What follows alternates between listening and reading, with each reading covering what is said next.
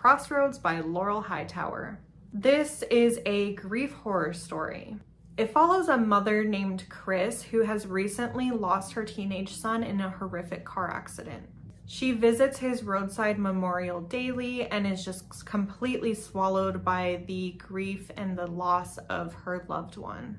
One day, upon visiting his roadside memorial, she does accidentally cut her finger and she bleeds onto the ground. And then later that night, she is visited by an otherworldly spirit. For the rest of the book, she kind of becomes consumed by this spirit that's visiting her because it may or may not be her son. And as a reader, you're left wondering, is this a hallucination?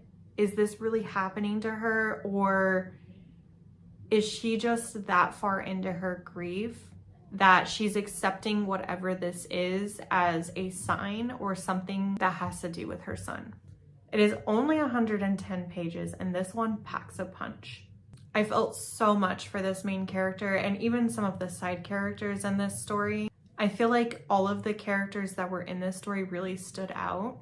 I think Laurel did an amazing job capturing the grief and the despair of losing a loved one. If you're someone who has been through dealing with the loss of a loved one, then I feel like you can empathize with this character a lot more than maybe somebody who's just picking the book up. When you lose somebody, you spend so much time stuck in that grief and feels like it's a mistake and like this is not something that actually happened.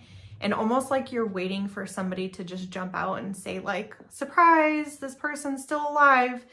That is very real to what it feels like going through it. Your world has stopped, like you're at a standstill, but the clock just keeps ticking. Everyone around you just keeps moving on with their lives and you're stuck processing these emotions that you don't really want to be processing. So yeah, I really loved this book and I did not stop thinking about it for several days after I put it down.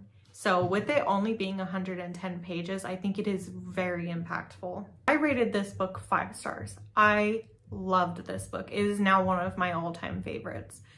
If I could rate this book 10 stars, I would.